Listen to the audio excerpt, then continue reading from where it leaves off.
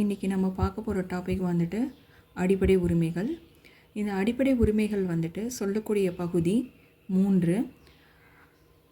பகுதி 3ல் விதி 12 ஆர்டிக்கல் வந்துட்டு 12 முதல் 35 வரை நம்மளுக்கு வந்துட்டு அடிப்படை உரிமைகளை பற்றி தான் சொல்லியிருக்காங்க. அதில் ஃபஸ்ட்டு வந்துட்டு அடிப்படை உரிமைகள்னால் என்ன அப்படிங்கிறத பார்த்தோம் அப்படின்னா, என்னென்ன சொல்லியிருக்காங்கன்னா, அரசியலமைப்பின் மூலக்கல் அப்படின்னு சொல்லியிருக்காங்க. எதை பற்றினதுன்னா அடிப்படை உரிமைகளை பற்றினது. நெக்ஸ்ட்டு அடிப்படை உரிமைகள் 4ஆம் பகுதியோடு இணைந்து அதை வந்துட்டு ஆன்மான்னு சொல்கிறாங்க.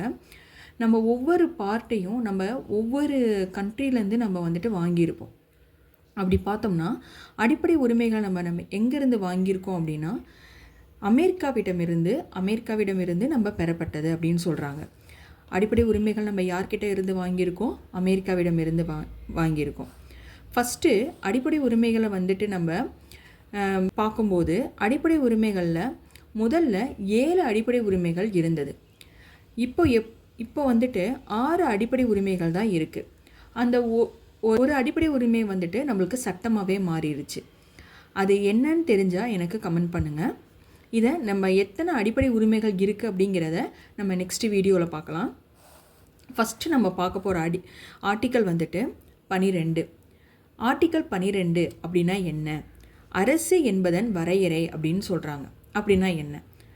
ஒரு அரசு எப்படி இருக்கணும், எப்படி இயங்கணும், அது மட்டும் இல்லாமல் அரசு என்பதன் என்ன? ஒரு பாராளுமன்றமாக இருக்கலாம், நாடாளுமன்றமாக இருக்கலாம், சட்டமன்றங்களாக இருக்கலாம், பஞ்சாயத்துகளாக இருக்கலாம், நகராட்சியாக இருக்கலாம். இதை பற்றி எக்ஸ்பிளைன் பண்ணுறாங்க இல்லையா? எந்த ஆர்டிக்கல்லேருந்து எக்ஸ்பிளைன் பண்ணுவாங்க அப்படின்னா ஆர்டிக்கல் 12லேருந்து தான் எக்ஸ்பிளைன் பண்ணுவாங்க. ஓகேங்களா? நெக்ஸ்ட்டு 13. ஆர்டிக்கல் 13 அப்படிங்கிறது அடிப்படை உரிமைகளுடன் ஒத்து இயலாத சட்டங்கள் செல்லத்தக்கதல்ல அப்படின்னு சொல்கிறாங்க.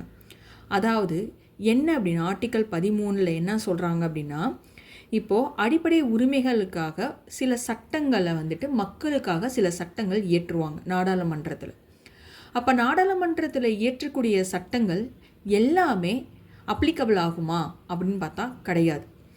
அது மக்களுக்கு அந்த சட்டங்கள்னால சில பாதுகாப்பு இல்லாமல் போகிறது, சில சட்டங்கள்னால அவங்களுக்கு நிறைய இஷ்யூஸ் இருக்குது, இந்த சட்டங்கள் வந்துட்டு மக்கள்னால ஏற்றுக்க முடியல அப்படின்னு நாடாளுமன்றம் சில சட்டங்கள் இயற்றுறது அப்படின்னா, எக்ஸாம்பிளுக்கு அந்த சட்டங்களை நம்ம என்ன பண்ணலாம்?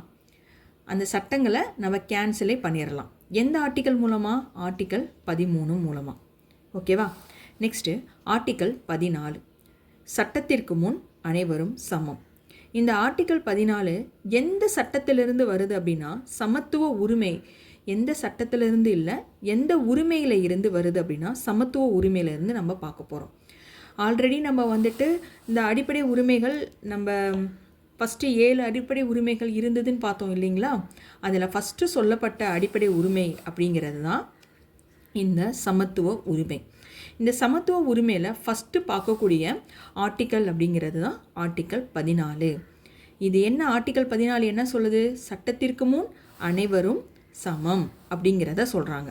சட்டத்திற்கு முன் அனைவரும் சமம் அப்படின்னா குடியரசுத் தலைவரும் வந்துடுவாரா? மாநிலத்தில் இருக்கக்கூடிய ஆளுநர்களும் வந்துடுவாங்களா அப்படின்னா கிடையாது. அவங்களுக்கு சில விதிவிலக்குகள் இருக்குது. என்னென்ன விதிவிலக்குகள் யாருக்கு என்னென்ன அப்படிங்கிறதா இந்த இதில் பார்க்கலாம். ஓகேங்களா? ஃபஸ்ட்டு ஒன், யாருக்கெல்லாம் விதிவிலக்குகள் இருக்குது அப்படின்னா ஆர்டிக்கல் 361. இந்த 361 ஆர்டிக்கல் என்ன சொல்லுது? குடியரசுத் தலைவர் மேலேயும் மற்றும் மாநில ஆளுநர் மீதும் நம்ம எந்த சட்டங்களும் அவங்க மேலே போட முடியாது. எந்த கிரிமினல் வழக்குகளும் அவங்க மேலே போட முடியாது. அவங்க மேலே நீதிமன்றத்தில் வழக்குகள் தொடுக்கலாமா? தொடுக்க முடியாது. அவங்கள கைது பண்ணலாமா? கைது பண்ண முடியாது. இதுதான் ஆர்டிக்கல் 361 நம்மளுக்கு எக்ஸ்பிளைன் பண்ணுறாங்க.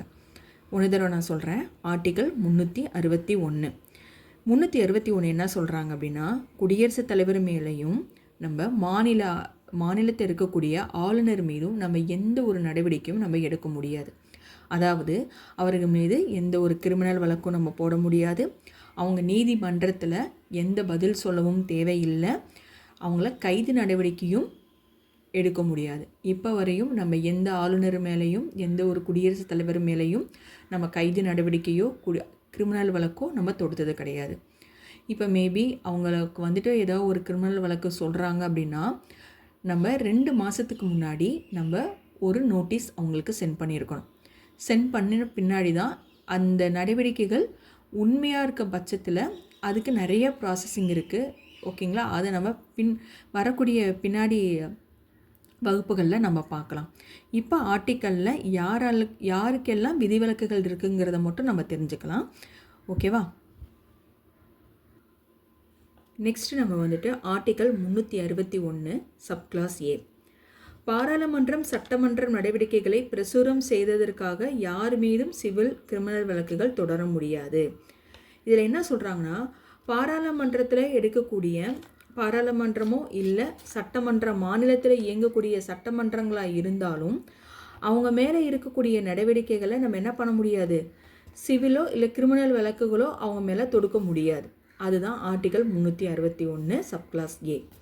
நெக்ஸ்ட்டு வந்துட்டு ஆர்டிக்கல் 105. ஆர்டிக்கல் 105 என்ன சொல்கிறாங்க, பாராளுமன்றத்தில் பேசியது வாக்களித்தது தொடர்பாக உறுப்பினர்கள் நீதிமன்ற நடவடிக்கைகளுக்கு பொறுப்பேற்க வேண்டியதில்லை. ஃபார் எக்ஸாம்பிள், பாராளுமன்றத்தில் வந்துட்டு எதிர்கட்சிகள் ஆளுங்கட்சிகளை பற்றி சில விமர்சனங்கள் வைக்கலாம். இல்லை சில வந்துட்டு ஒரு கோபமாக பேசுகிறது, சில விமர்சனங்கள் வந்துட்டு வைக்கிறது எதிர்கட்சிகள் ஆளுங்கட்சிகள் மீது, ஆளுங்கட்சிகள் இல்லை எதிர்கட்சிகள் மீது வைக்கலாம்.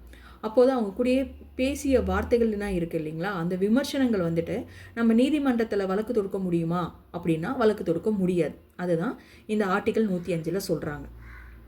ஓகேங்களா? ஆர்டிக்கல் 105 என்ன சொல்கிறாங்கன்னா, பாராளுமன்றத்தில் பேசக்கூடிய விமர்சனங்களாக இருக்கட்டும், பேசக்கூடிய வார்த்தைகளாக இருக்கட்டும், ஆளுங்கட்சிகள் பண்ணக்கூடிய சில திட்டங்கள் வந்துட்டு எதிர்கட்சிகளுக்கு பிடிக்காமல் இருக்கலாம். அப்போது அந்த எதிர்கட்சிகள் வைக்கக்கூடிய விமர்சனங்களை பற்றி ஆளுங்கட்சிகள் வந்து வழக்கு தொடுக்கலாமா? தொடுக்க முடியாது. அதை பற்றி சொல்லக்கூடியதான் ஆர்டிக்கல் 105. ஓகேங்களா? நெக்ஸ்ட்டு வந்துட்டு ஆர்டிக்கல் 194. இப்போ ஆர்டிக்கல் 105 என்ன சொல்லுதுன்னா, பாராளுமன்றத்தில் பேசக்கூடிய பேசியது வாக்களித்தது தொடர்பாக உறுப்பினர்கள் மீது நம்ம நீதிமன்றத்தில் வழக்கு தொடுக்க முடியாதுன்னு சொல்கிறாங்க. அப்போ சட்டமன்றத்தில் பேசக்கூடியது எந்த ஆர்டிக்கல் அப்படின்னு பார்த்தோம்னா ஆர்டிக்கல் 104. சட்டமன்றத்தில் தொடர்பாக நம்ம எந்த ஒரு நபரையோ எந்த ஒரு உறுப்பினர்களையோ நம்ம ஏதாவது விமர்சனங்கள் செய்கிறோம் அப்படின்னா அப்போது அந்த விமர்சனங்களுக்காக அவங்க எந்த வழக்குகளும் நம்ம மீது, அதாவது சட்டமன்றத்தில் இருக்கக்கூடிய உறுப்பினர்கள் மீது வழக்கு தொடுக்க முடியாது. இதை பற்றின சொல்கிறது தான் ஆர்டிக்கல் 194. இதுதான் சட்டத்திற்கு முன் அனைவரும் சமம் ஆர்டிக்கல் 14 இருக்கக்கூடிய சில விதிவிலக்குகளை பற்றி இந்த கிளாஸில் நம்ம பார்த்துட்டோம். நெக்ஸ்ட் கிளாஸில் அடுத்த ஆர்டிக்கல் பார்க்கலாம். தேங்க்யூ.